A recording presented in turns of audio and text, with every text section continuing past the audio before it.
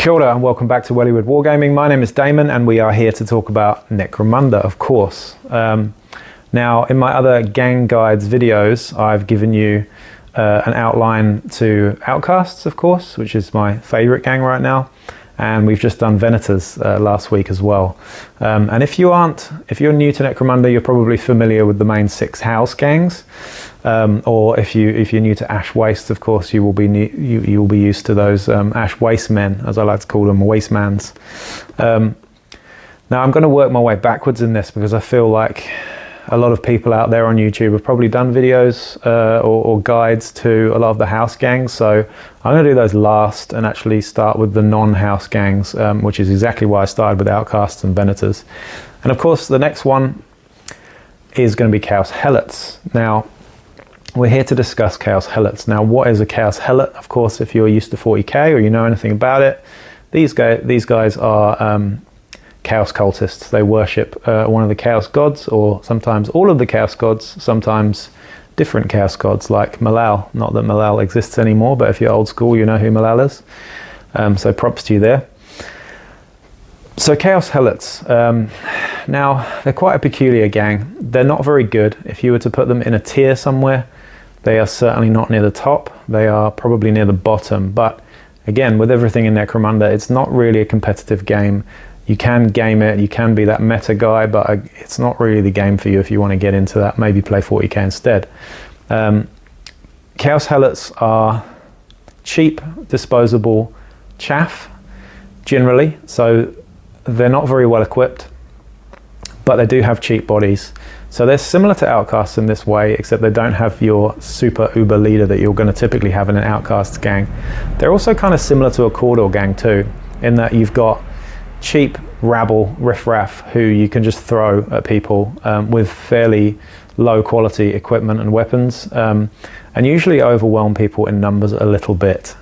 Not to the extent of Cawdor, however, and not with the vigor and piety that Cawdor have. Cawdor, we're going to do a video on Cawdor. They're awesome. I love Cawdor to bits. They're probably my favorite house gang, actually. But you can draw a few comparisons between Cawdor and Chaos Helots in the way that they play, I think.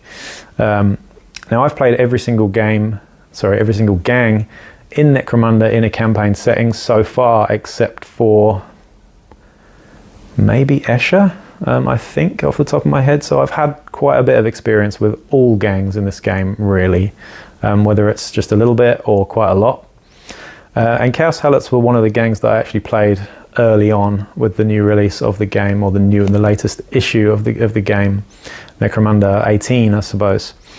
But getting into it, Chaos Helots are a really, really fun gang. They've got lots of flavour and lots of fluff, but if you're a power gamer, they're probably not the gang for you. But if you're a power gamer, don't play Necromunda. Simple, in my opinion. But they can be good in the right hands, and here are some reasons why. So we're going to get through the stats of the actual gangers, and I'm going to give you the sort of rundown of what exactly they are and what their purpose is in the gang list, and how they can be equipped and how they can be best utilized in a Helot gang. So starting off here, we have the cult Demagogue. Now this is your leader, of course. The Demagogue is okay. Has pretty average stats generally. So we're looking at a movement 5, weapon skill and ballistic skill of 3, strength toughness 3, 2 wounds, 2 attacks, an initiative of 3. But very good mental stats actually, worth noting here. So we've got a 7 leadership, 6 willpower, 6 leadership, 5 cool, which is really, really good. You know, a cool of 5 up is great, especially when you have access to skills that work with that stat. You also have a willpower of 6 and an intelligence of 7 as well there. Now, the thing that sets Demagogues apart in a lot of ways and limits them quite a bit is that they have restricted access to the types of weapons that they can get. So they can get basic weapons, they can get pistols, and they can get close combat weapons, grenades, war gear, etc. But they do not get access to heavy weapons, and they do not get access to special weapons either, which is a bit of a problem. However, your Demagogue is generally going to be sort of utility role in a Helot gang, I would say.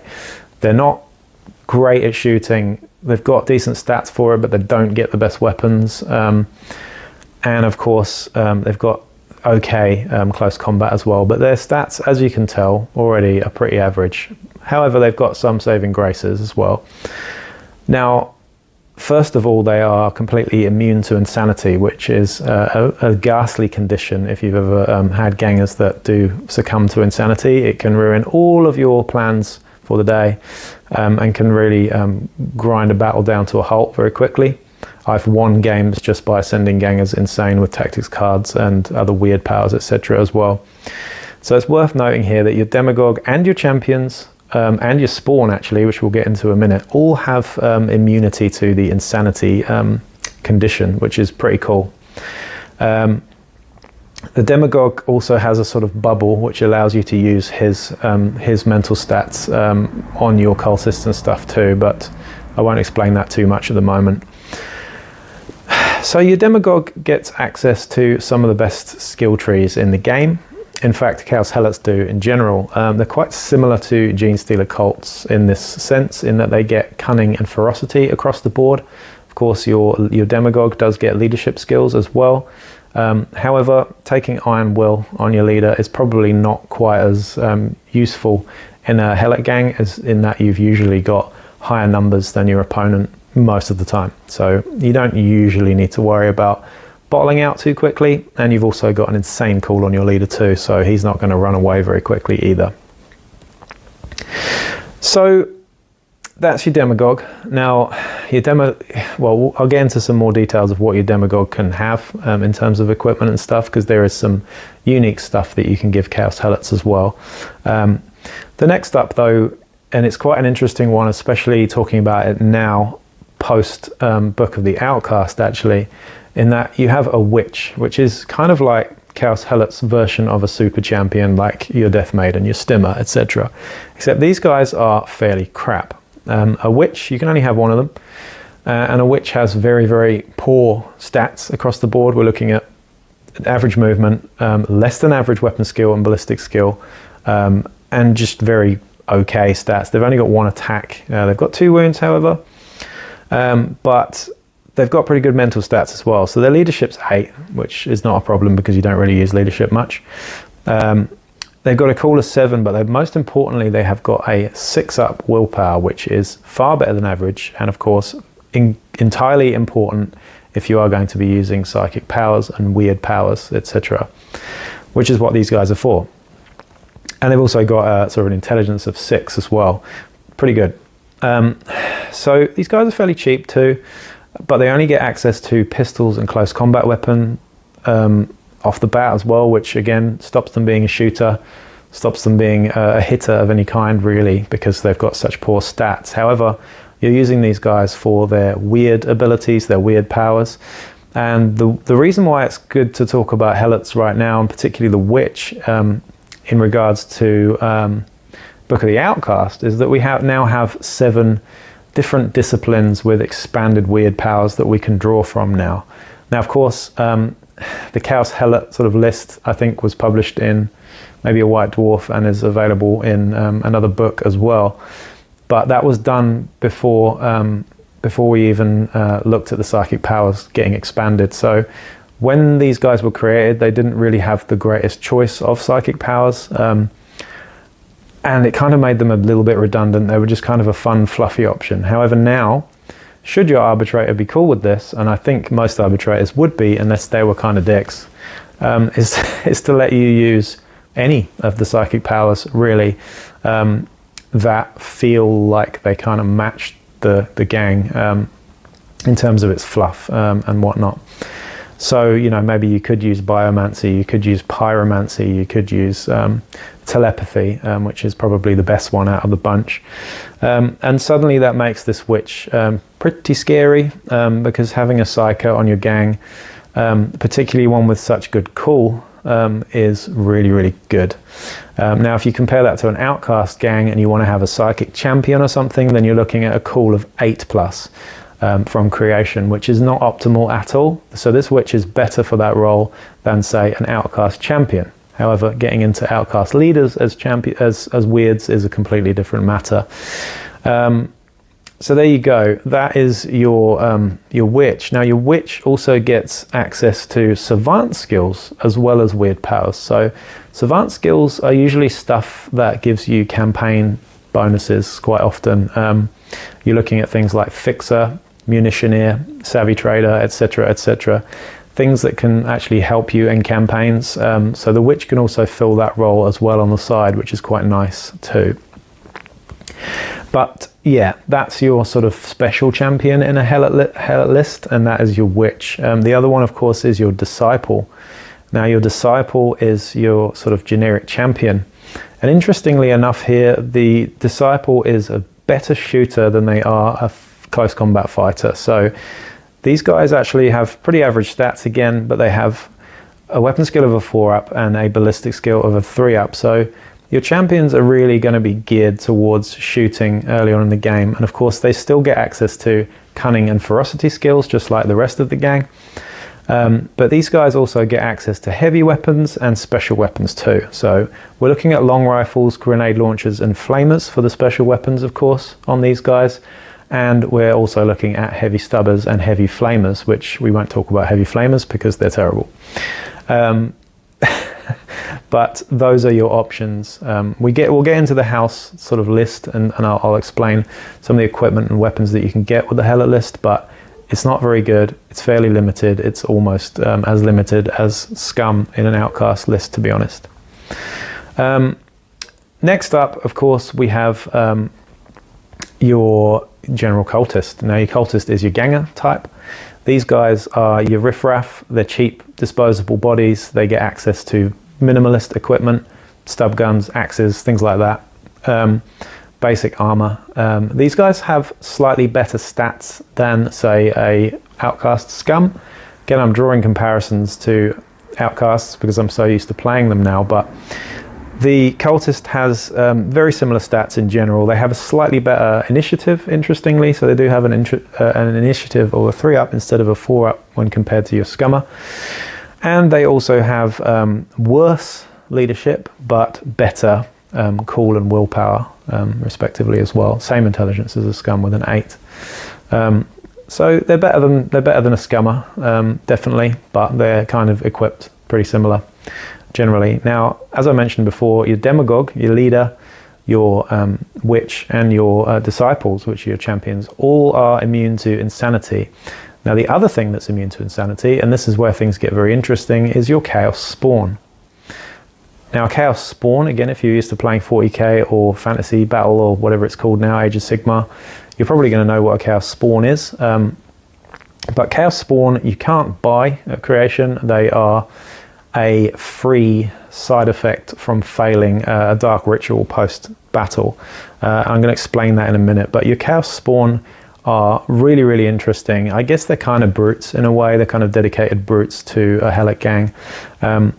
And these guys, when you do get one, if you get one, which is actually quite hard, and I think it should be made slightly easier, these guys have random movement. So they always move d6, which means they always charge randomly and move randomly.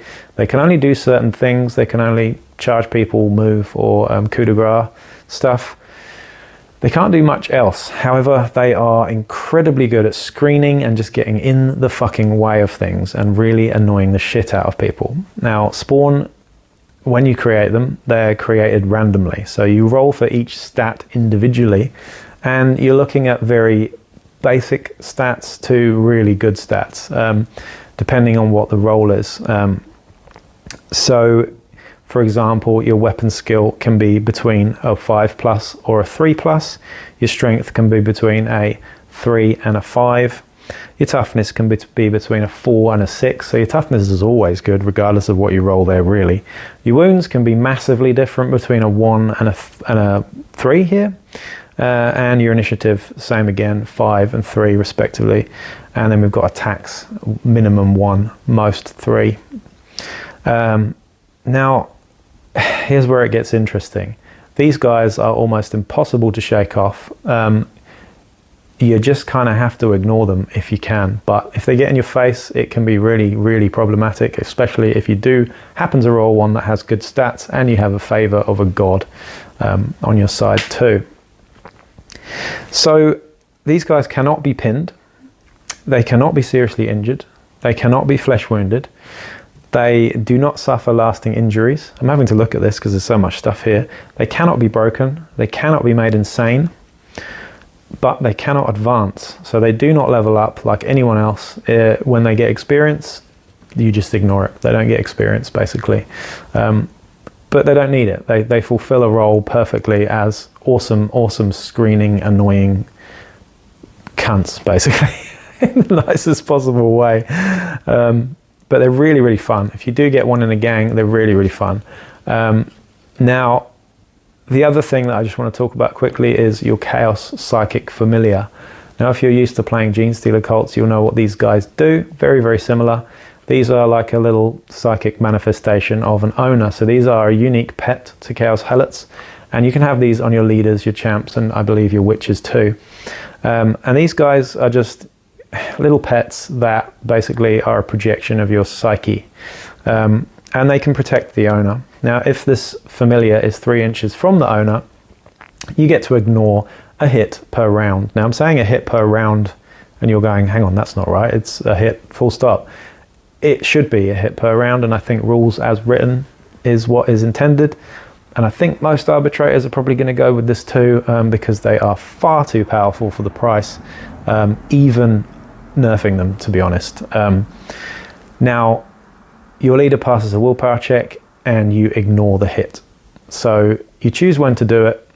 I'm using the updated version of the rule here because it's the one that I feel makes sense. But yeah, you ignore the hit completely. You don't get hit by it at all. So pretty cool. They also come with the clamber skill too, so they can climb up vertical distances like they're moving normally. So yeah, your familiars are really, really good. If you were going to be that guy, you could of course spam these things a little bit, but it does say 0 to 2 familiars as well. So you can certainly spam more of them in a Genestealer cult list than you can in a Helot list. But they're very, very good. Really nice to have, particularly on your leader, just to sort of save them a little bit each turn from getting demolished by a multi-melter, say.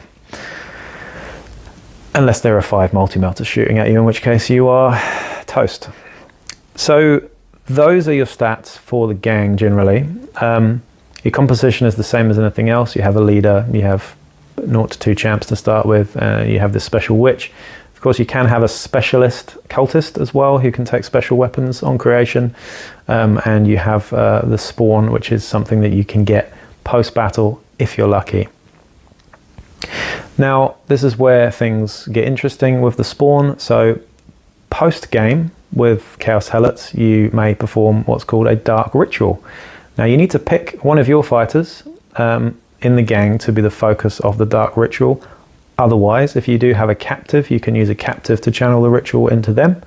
And you're going to pick one of the 4 Chaos Gods to choose to try and gain the favor of, whether that's Khorne, Nurgle, Tzeentch, or Slaanesh. They all have different boons, different favors if you do get that role. Now, there are various modifiers for winning and losing, but you have to beat a 9 or more with 2d6 to gain the favor of that god. When you have the favor of that god, it's easier next time to get it again if you stick to that god. But you can switch gods mid-campaign, but generally speaking, most people are going to model their gang on one of the Chaos Gods' favors and stick with that, I would say. Unless you do go sort of Chaos Undivided, I suppose. But if you do fail this ritual, you don't get the boon at all. But if you roll a double 1 after modifiers, that fighter that you channeled your ritual into becomes a Chaos Spawn, and that's how you get the Chaos Spawn. So you do get the Chaos Spawn for free, but they cost, I'm not sure how much they cost in gang rating, 140 credits, something like that. And if you're lucky, you can get a really, really good one. But you kind of have to be lucky in the first place to get one, and you also have to be losing games to get one too. So They're almost a slight sort of backhanded balancing mechanic for Chaos Helots, I suppose, in a way. But when you do get one, they can add a lot to this gang in terms of, like I said, screening and just being a real annoying pest.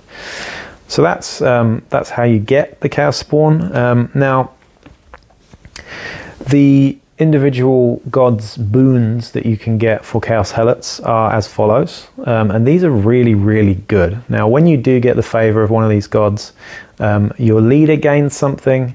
You gain a special move per round, basically, and your spawn will also gain an increased stat as well. And here are what they are. So for Khorne, if you worship the blood god, the god of skulls, you get to re-roll 1 failed wound roll per round, which is really, really good, really nice to do. Again, kind of exactly perfect for Khorne, I would say, and can be really useful in a clutch if you don't forget about it, because most of the time when I've played these guys, I always forget about these boons, annoyingly. But your Chaos Spawn gets +1 strength as well, which is pretty cool. So that means that you could have a strength 6 Chaos Spawn if you're lucky. And your leader gets +1 attack. So your leader all of a sudden has the same amount of attacks as an Escher leader, which is quite lovely with 3. So all of a sudden your leader is looking much more like a real close combat threat, particularly if you give them 2 chainswords or something cool like that. So loads of attacks and hitting quite reliably too. If you worship the god of pestilence, Nurgle, of course, Papa Nurgle as he's known to his mates, you get to re-roll recovery dice. So kind of the opposite of Khorne. You get to re-roll once per turn 1 failed recovery roll, which is really nice for keeping your fighters alive, but will dish out flesh wounds a lot. Your spawn gets +1 toughness, which makes them even tougher, which means that they can get a possible toughness of 7 to start with, which is lovely. And your leader gains +1 wound, which wounds and attacks both cost a lot of XP if you want to increase these. So both Khorne and Nurgle, you probably get your most value out of, to be honest, because I think it's 12 XP for an increase in either attacks or wounds if you were to skill up your leader that way. So this is a real shortcut for that. Now, Slaanesh, my favorite chaos god, the god of pleasure and pain and all things excess, I suppose, the naughty god. Now this one's really good.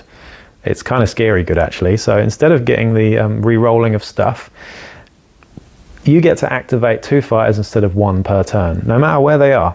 So you can do some real shenanigans with this one. Pretty nasty. So when you really think about that one, there is potential for some broken shit there.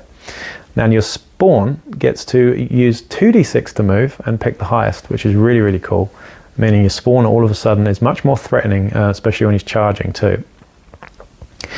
Your leader gets +2 movement, which again isn't as much XP value as, say, +1 attack or +1 wound like I just mentioned. However, +2 movement, suddenly your movement's 7, means you can really get around the board. And I love movement in this game, particularly because we play on dense, high terrain. So the +2 movement is really, really lovely. And last but not least at all is Tzeentch. Now Tzeentch is probably my least favorite chaos god, to be honest, because it seems the least, I don't know, it seems the weakest in some ways. I'm not really sure why. I guess the identity of Tzeentch is just something I've never really connected with. But I've been a fan of chaos stuff since the old Realm of Chaos books, Slaves to Darkness and all that stuff back in the day. And Tzeentch was never my favorite, to be honest, the god of change here. But they get pretty good stuff again. So once per round, you get to ignore negative hit modifiers on a shot, which is pretty cool, especially if you're shooting with something really, really potent and someone's in hard cover, like you've got a melter gun or something, you want to shoot someone in hard cover. Great, all of a sudden they're in the open. You can do that once per round. Your spawn gets a 4+ save, which is very nice, nice to have, but do they need it? Not really, to be honest. They can't be pinned, they can't be seriously injured, they can't be flesh wounded. So that save is not that important really on the spawn, if you ask me. And your leader, this is where it gets exciting. Your leader gets a weird power. So you could technically have, if you are following the god of Tzeentch, you could technically have 2 psychers on this gang, be your leader and a witch. And your leader's call is also a 6-up too, so your Demagogue all of a sudden is a very potent psyker, and that is a really, really cool thing to have when you've got the new psychic powers like I've gone through in a previous video. So there you have it. That is the sort of Chaos Helot list, so to speak. Now in terms of weapons and equipment, they get, like I said, it's pretty similar to a scum list in an outcast gang. You get your stub guns, you get your auto pistols, your reclaimed auto guns, some las guns, shotguns, things like that. In fact, no, you don't get las guns off the top of my head. I'm going off the top of my head here, but I'm pretty sure the only special weapons you can get are long rifles, grenade launchers, and flamers.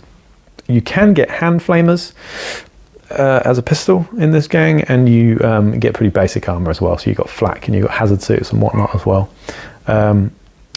So there we have it. That's the sort of equipment list. You can get a cult icon, which is quite cool too. That gives you extra activations as well. So your leader all of a sudden can activate with 3 fighters instead of 2, which is very nice to have if you want to do those big bubble movements. I'm not a huge fan of that. I like to out-activate people, especially if I'm playing a gang that's quite hoardy like this. So that was the main sort of rundown of the stats of a Chaos Helot gang and the positions, or not positions, that's more Blood Bowl I suppose, the different pieces, so to speak, in the gang. You've got your witch, you've got your demagogue, you've got your disciples, you've got your specialists, and you've got your gangers, and you've got your spawn. So you've got lots of choice there. As mentioned, of course, your gangers are quite cheap. They're kind of disposable bodies, similar to a cordial gang in that regard. The equipment through the gang is quite limited though. It is better than Outcast Scum, but it is still quite limited. Now, how you play these guys, personally, I think they are a really good gunline gang. They've got average ballistic skill, and your champions have really quite good ballistic skill. So long rifles and grenade launchers can be great on your champions, and I would go the shooty route with your champions too. You get, of course, ferocity and cunning skills, so you can use skills like Overwatch, Infiltrate, Nerves of Steel and whatnot as well, which are all great skills. Evade is another great skill in the cunning list there as well. But your leader, starting with your leader, I'm sort of moving on too far here, but starting with your leader, your Demagogue. Now obviously he has insane call, so I would pretty much nearly always choose Nerves of Steel as my starting skill for any Demagogue, to be honest, because he is going to use it a lot. Having a 5-up call means that most of the time he's going to be standing, and if he's got some good close combat weapons or perhaps a flamer or something like that, then he's going to be using it from standing. He won't have to stand up to attack people so much, so that can be really good. And of course, giving him a psychic familiar is also a really good way of keeping him alive and standing to boot. In terms of equipment and whatnot, I think the Demagogue is good to have a sort of balanced approach. I think you might want a basic weapon and maybe a close combat weapon and a pistol. You could go with a shotgun, for example, maybe a chainsword and an auto pistol, for example, just to have a nice mixture there. You can go more shooty, you can go more close combat, but I think a balanced approach to the Demagogue is good in this list, because you can make quite a balanced Helot list in general, to be honest, which is always nice to have. It's fun to play a gang that isn't too one-dimensional. Personally, I like to, every single gang that I create, I'll always give a nice mixture of usually shooty stuff and close combat stuff, and have a nice, where possible, 50-50 balance depending on the gang that you are playing. Now the Witch, as I've mentioned, the Witch is now definitely a viable choice. Prior to this, prior to Book of the Outcasts, I would say that they weren't a viable choice, but they are quite cheap. They've got poor stats, but all they need to do is deliver potent psychic powers into the enemy. For example, telepathy, you have something like hallucinations on this guy, casting it on a 6-up, sending people insane without even having line of sight is incredibly powerful, especially when no one can do it to you, because you're immune to insanity pretty much throughout most of the gang. So that's a particularly good psychic power you could use there, but there are so many. You could go down the pyromancy route with Wall of Flame, which is a great power. You could go down the biomancy route with, I believe, Crush, I think it is, or Cause Pain, actually. There are so many good choices here. One of my favorites, actually, at the moment is Weapon Jinx, which is a simple, so you can do it twice, and it's forcing people to do ammo checks and stuff, which is really, really annoying, actually, especially if you're playing against the Van Saar gang or someone who has plasma guns. Someone has scarce weapons, for example. Really lovely to do that. You can really fuck up someone's day with that, particularly if you have a spawn on the board as well, just getting in their faces. Now, yeah, going back to the generic champions, the disciples. The disciples are much more shooty than they are close combat-y. When I ran this gang, I didn't really run them the way I would have liked to, so I would like to revisit playing Chaos Helots actually at some point, maybe next campaign, who knows. And I would like to equip my champions with long rifles, maybe with Overwatch, but you've also got good ferocity skills that you can give them as well, with True Grit, keeping them alive a bit more. And if you do go down that close combat route, you can take things like Berserker, giving them the extra attack on the charge, or even Fearsome if you really want to do that. But I think the cunning skills suit the disciple much better than the ferocity skills. I would leave the ferocity skills for your leader. So yeah, long rifles are great. They're also pretty cheap at 30 credits too, especially when you combine them with Overwatch and whatnot. So your champions can be pretty potent shooters. Now gangers, of course you get a specialist. I would suggest using that specialist slot for a grenade launcher. Grenade launchers are fantastic weapons in this game. The fact that you can just ping a frag grenade into most locations, and it doesn't really, your ballistic skill isn't really so much of a problem because it is a template weapon, so it does give you a bit more of a threat even if you have only average ballistic skill. So a grenade launcher on a specialist can be really, really nice. However, because they've got a 6-up ammo, I would nearly always suggest giving them a backup basic weapon, whether that's a shotgun, auto gun, something like that. But you're not really going to want to kit them out with expensive stuff from creation, because I think more bodies is better in a Helot list, generally speaking. The rest of your gangers, I would say a nice mixture of auto guns generally, and close combat weapons, flails, chainswords, swords, things like that. Axes are great actually, +1 strength with disarm for 10 credits is really nice. Flails, if they get access to flails, are fantastic weapons because they're +1 to hit and +1 strength with entangle, which means you can't parry them. So real big fan of flails. And you can also, if you want to be that guy, you can dish out hand flamers willy-nilly on this gang too. Hand flamers are very, very, very powerful weapons in this game. Just pinning people alone is enough, but if you wound them and set them on fire too, then of course you have problems for your opponent, big time. But never spam too much blaze unless you're playing Cawdor, and then you have a right to. I think all the rest of the time, you're just not going to have many friends if you really spam a gang with lots and lots of blaze. Having said that, I am playing Outcasts as a Cawdor backed or Redemptionist backed gang at the moment. I do have a couple of blaze weapons, but I'm not going to go crazy with it because I know what it's like to be on the receiving end of it. So that's how I think I would sort of play them, as a mixed gun line / close combat gang. They're nice and balanced. They've got good mental stats. We've got pretty good cool, pretty good willpower and stuff on your leaders and champs. Your gangers are fairly average, but they have got better cool than, say, Outcasts, who are much more likely to break and run in the game than Chaos Helots are. Other than that, the favour of the gods that you get is really just a fluff choice, I think, and depends how you want to model them. I think if you've resigned to painting them red and black and you want to go the Cornate route, then just stick to it and don't switch. It's nice. I think a lot of people that I know tend to pick Slaanesh. I know Slaanesh is probably the most popular Chaos God out there, maybe with Nurgle, because its followers are probably getting more out of being Slaaneshy than anything else. In terms of kinkiness and whatnot. But the Slaanesh power of giving you a second activation or activating 2 fighters once per round is incredibly powerful, especially if you've got some nasty equipment you can utilize with them as well. But I do really like Nurgle, particularly for giving your leader +1 wound. It's really, really nice, especially for that free +1 wound, and you've got, you know, 12 XP's worth of an increase there. Very, very nice. So there you have it. That's pretty much my roundup of Chaos Helots, I would say. Anything more to add to that, I'd say quickly, is that you haven't got the best choice of tactics cards. Of course, you get general tactics cards across the board, and some of them really do fit quite nicely with a Helot gang. For example, Unnerving Whispers is one of my favorites, which you can force an enemy to fail a willpower check with -2 as well, or go insane. That's a really good one that goes with Chaos Helots. And I would use sneaky, stealthy tactics cards with them as well.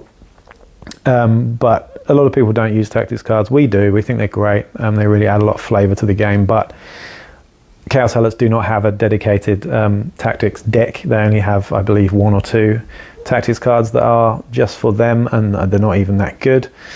Same with Genestealer Cult, same with Venators actually. So those 3 gangs don't really have much support in the way of dedicated tactics. But there are so many good ones to choose from in the generic lists that it's not really a problem. The other thing that's worth mentioning, of course, that I think I touched on earlier, I'm not sure, is that they of course are by default evil guys. So that means they are always going to be outlaws, which means that you get access to the black market trading post by default. Depending on the way that you set up your campaigns, of course, you can get access to both in most cases, but usually it's harder to access the regular trading post than it is the black market. But that suits Chaos Helots fine. The black market has some really, really powerful things in it. For example, Friends on collars, which would go very, very well with a Chaos Helot gang, as well as falsehoods, which go with that sneaky styles that you've got going on there as well. But those are just some ideas for you. Some of the cursed weapons are really, really good there as well. I particularly like shard grenades, which are great with a Helots gang as well, if you can get hold of those. Warp rounds, things like that. But that's pretty much that for Chaos Helots. I'm just trying to think if there's anything else that I can add to the mix on this. I'll try and put some photos up at the end of this video as well, just so you can have a look. But if I've missed anything, or if you've enjoyed this video, if you think it was a terrible video, then please comment. And most importantly, like, share and subscribe, because your support means a lot to me. And then I'm going to get into doing another gang very soon, and you're just going to have to wait and see for which one that's going to be. But for now, peace out.